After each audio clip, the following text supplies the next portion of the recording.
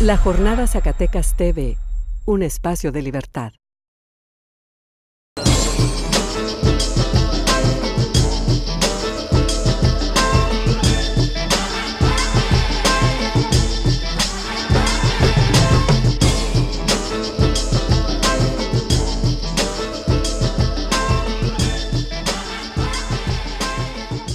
Pues bueno, la visita de Andrés Manuel, ¿qué nos deja también este Congreso Nacional a modo hecho en Puerto Vallarta, en Jalisco? ¿Y qué deja también, qué podemos leer de este aislamiento que hacen de el Bester Gordillo, esta ex líder magisterial del CENTE? Pues muy interesante, desde varias aristas. Por ejemplo, el hecho que el evento de López Obrador con el Magisterio se llevara a cabo un día antes del Congreso Nacional del CENTE, que se haya hecho aquí en Zacatecas, siendo que López Obrador tiene un mayor apoyo bueno, ahorita que vemos los datos de la encuesta, tiene un mayor apoyo en los estados del sur, ¿no? Me imagino que un evento... Sur, centro y occidente. Imagínate un evento de López Obrador de esa magnitud con el Magisterio en esos estados, pues tendría un apoyo mayor, ¿no? En ese sentido, me parece también que en el discurso que hizo aquí en Zacatecas, como que ya le bajó de humo, ya no es un discurso tan radical contra la política que se ha venido implementando en el sistema educativo. Me parece que está mucho más mesurado, más conservador. Y en ese sentido, me imagino que trata de simpatizar con, bueno, como ya se ha publicitado mucho su cercanía, su alianza con un sector del CENTE que encabeza el Bester Gordillo, y que por cierto ese evento aquí en Zacatecas lo organizó Rafael Ochoa Guzmán, ¿no? que es gente del Bester, que fue secretario general del CENTE. Hay muchos aspectos que se pueden comentar. Sí, el mismo nieto del Bester Gordillo estaba en el evento de las redes sociales progresistas, ¿no? Así se llaman. Y bueno, es un evento con muchas lecturas, sobre todo porque el tema de magisterial, Andrés Manuel está reuniendo a grupos dentro del CENTE antagónicos incluso, ¿no? O del mismo movimiento magisterial zacatecano, a personajes y agrupaciones magisteriales que históricamente no se habían, o desde hace un buen rato, no se habían ni movilizadas, ni mucho menos juntas. Entonces eso es algo muy interesante. El papel de los docentes, de los profesores en la política es importante, y le están dotando a Andrés Manuel obviamente de una polémica de ir en alianza con el gordillismo, que prácticamente acaba de salir de la cárcel el Bester. Posteriormente ya le hizo todos estos movimientos, y ahora sí la PGR la acusa de un peligro, bueno, de desestabilizar al país, ¿no? Entonces, pero eso obviamente, bueno, se da la lectura de que esta reacción de las instituciones se deben pues al activismo que está teniendo el grupo de Gordillo en las elecciones. Por otro lado, algunos periodistas, Julio Astillero, Riva Palacio, pues sí señalan que incluso movimiento es básicamente de venganza contra el peñismo y contra el panismo, quienes abandonaron a Gordillo e impusieron a Juan Díaz, ¿no? Y también en el CENTE pues se ve poco a poco que ya no hay una dirigencia monolítica que dirija tan fácilmente a los profesores, y creo que estas señales de que Nueva Alianza, por ejemplo en Zacatecas, va solo, de que personajes como Marco Vinicio, ex secretario de Educación, ex delegado de la Secretaría de Educación Pública en Zacatecas, esté ya metido en el tema de las redes sociales progresistas, pues da mucho de qué hablar, ¿no? De ver cómo se opera. Y también le da la ventaja, creo que sobre todo a la hora del día de vigilar y tener una estructura mucho más robusta para defender el voto, y que no haya pues lo que ha pasado en el 2006, ¿no? Que no hubo una buena defensa del voto. Pues fraude finalmente. ¿Y qué decir también de este Congreso Nacional, en donde aparte de reelegir a Juan Díaz, está este personaje que fue el artífice del charrazo aquí en Zacatecas, pues, que lo registramos en notas periodísticas? Hubo violencia, contratando grupo de personal golpeadores. grupo de golpeadores, personal de seguridad privada de otros estados y golpeando a los profesores. Lo tenemos registrado. Este personaje artífice de este charrazo forma parte pues de esta cabeza del CENTE Nacional que se llevó a cabo en el Congreso Nacional. Sí, en este Congreso Nacional me parece que la intención desde el principio fue elegir una dirigencia afín al PRI y al proceso electoral que se avecina. Y en ese sentido, me imagino que Juan Díaz les garantizaba pues continuidad en ese apoyo, en ese acercamiento que tiene el CENTE con el gobierno federal, y él se mantiene como presidente del Consejo General del CENTE y eligen, bueno, la única novedad de este congreso es que eligen a Alfonso Cepeda Salas como secretario general. Su premio quizá, ¿no? Sí, quien estuvo en Zacatecas en 2016 presidiendo el Congreso seccional para elegir el Comité Ejecutivo Seccional, y fue en ese momento cuando constatamos en las notas periodísticas que fue él precisamente quien coordinó a este personal de golpeadores para irrumpir en el Congreso, para reventarlo, y así que elegir a Soraya Bañuelos, porque en efecto había mayoría de disidencia en ese Congreso y pues estaba en riesgo de alguna forma ahí la elección.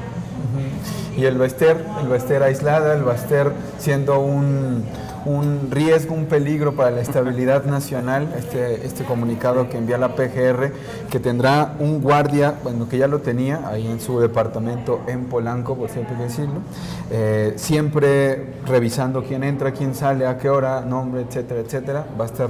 Sí, bueno, otro tema que es preciso apuntar es esta resolución del juez, que bueno, ya la revocó otro, ¿no?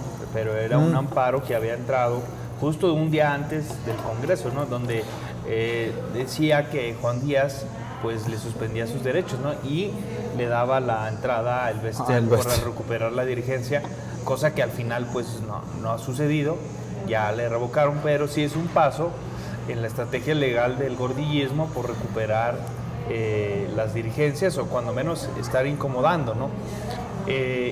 Y es interesante también el otro punto de los mineros, ¿no? En este evento de Andrés Manuel, que ya veíamos, no sé si lo habíamos comentado aquí en alguna ocasión, pero sí la confrontación que se iba a dar a la hora con estos dos sindicatos, ¿no?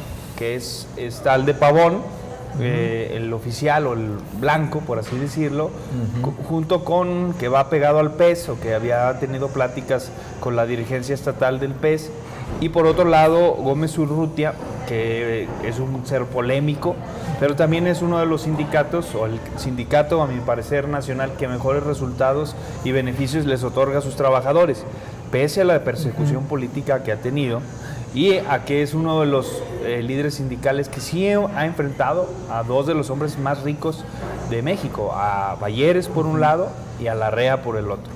Sí, eso es interesante porque los mineros aparentemente salieron desilusionados de este encuentro con Andrés Manuel, cuando habla de que no habrá persecución a líderes o mejor dicho, en algunos casos presos aquí y en otros prófugos o más bien... la mención ahí de Napoleón, pues hubo incluso alguna molestia, que ¿no? incluso ya lo había dicho él en Sombrerete, algo, sí, que iba a haber no apoyo, ni ¿no? A líderes magisteriales o mineros, persecución política.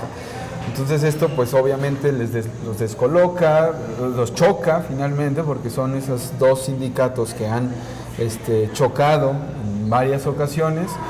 Está el caso de San Martín, están casos como en el Coronel, etcétera, etcétera, que ha habido pues estas pugnas por los sindicatos. Por el contrato colectivo. Porque es cierto, o sea, Napoleón pues no es el líder ejemplar, por supuesto, ¿verdad? Que también podrán cuestionarle muchas cosas como el Baster Gordillo. Sí, la falta de democracia interna en los sindicatos es evidente, ¿no? Pero por otro lado, pues también te tienes que ver en los resultados que han existido. Y ha sido un opositor importante, ¿no? Eso es algo valioso. Y es cierto, eso también surge a partir de esta visita que da Andrés a Zacatecas. Sí, y ya Pavón, en esta semana también a través del diario NTR, pues dice que se deslinda, ¿no?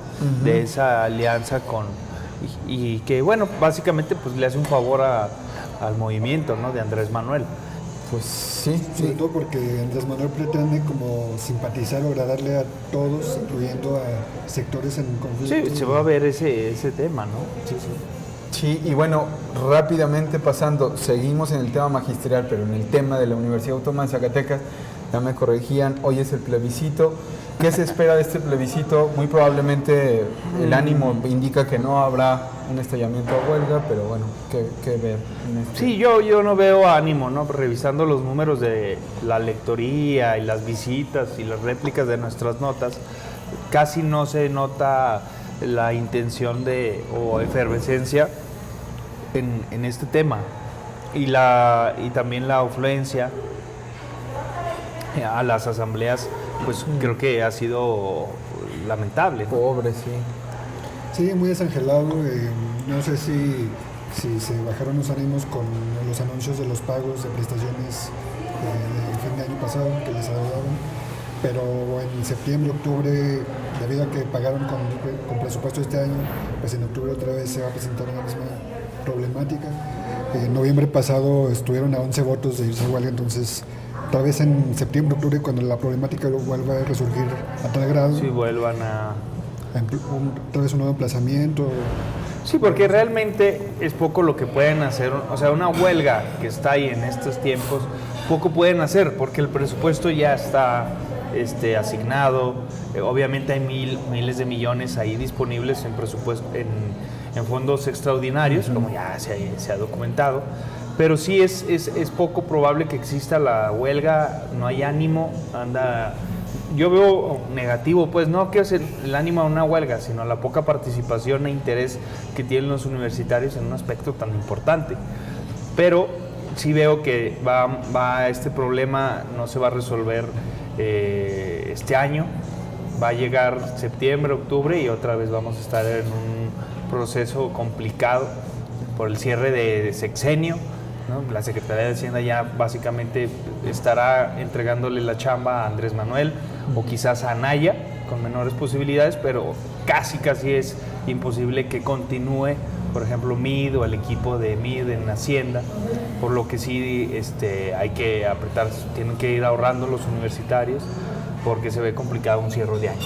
Sí, incluso ya habíamos no vaticinado tan así, pero habíamos proyectado que incluso esta crisis financiera presupuestal puede incluso adelantarse ya ni siquiera en octubre, quizá antes, justo por estos recortes y por estos... Sí, iniciando el semestre Exactamente, del segundo digamos, semestre de este año, ¿no? En agosto, septiembre ya estará por ahí los focos rojos. Exactamente, entonces pues bueno, de todos modos estén al pendientes el día de hoy de este proceso de plebiscito y pues también de qué resulta del mismo. Así y pues es. por último, este asunto de los estudios demoscópicos, las encuestas que siguen apareciendo. Hoy ya decíamos está el del periódico Reforma, donde sigue apareciendo Andrés Manuel con ventaja.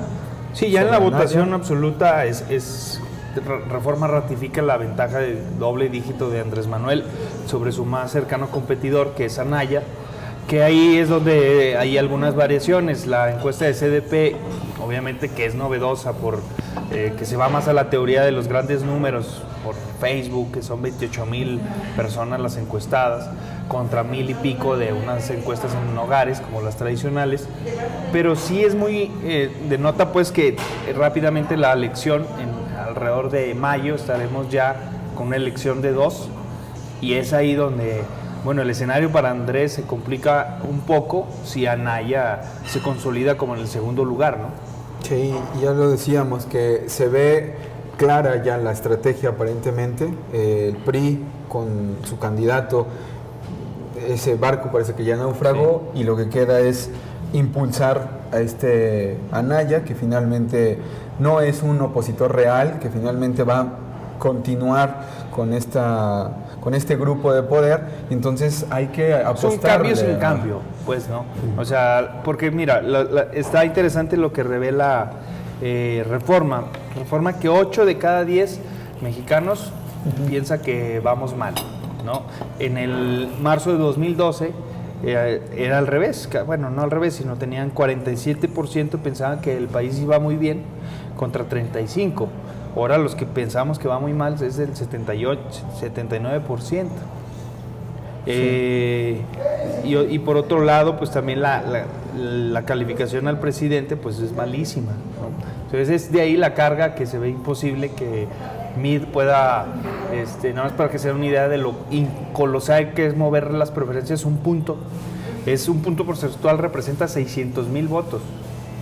O sea, casi lo que es lo que representa el padrón electoral de Zacatecas. Bueno, suponiendo que voten 65%.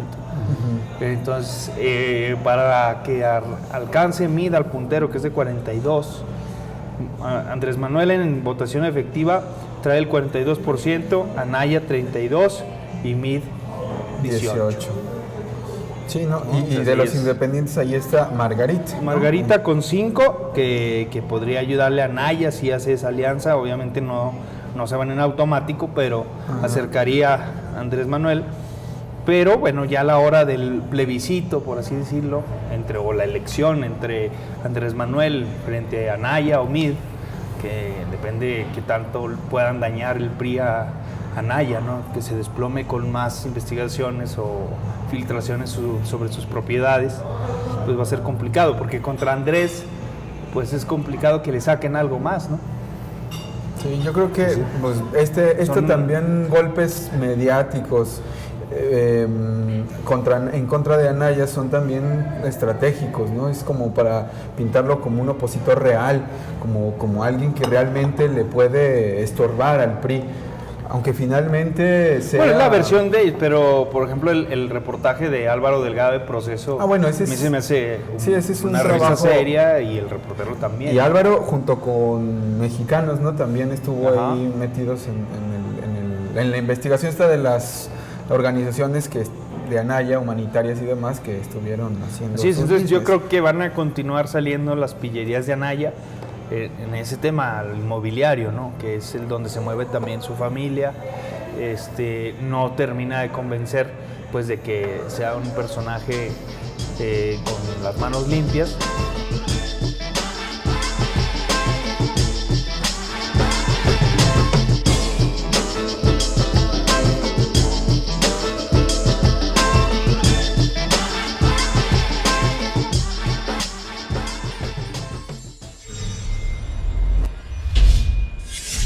La Jornada Zacatecas TV, un espacio de libertad.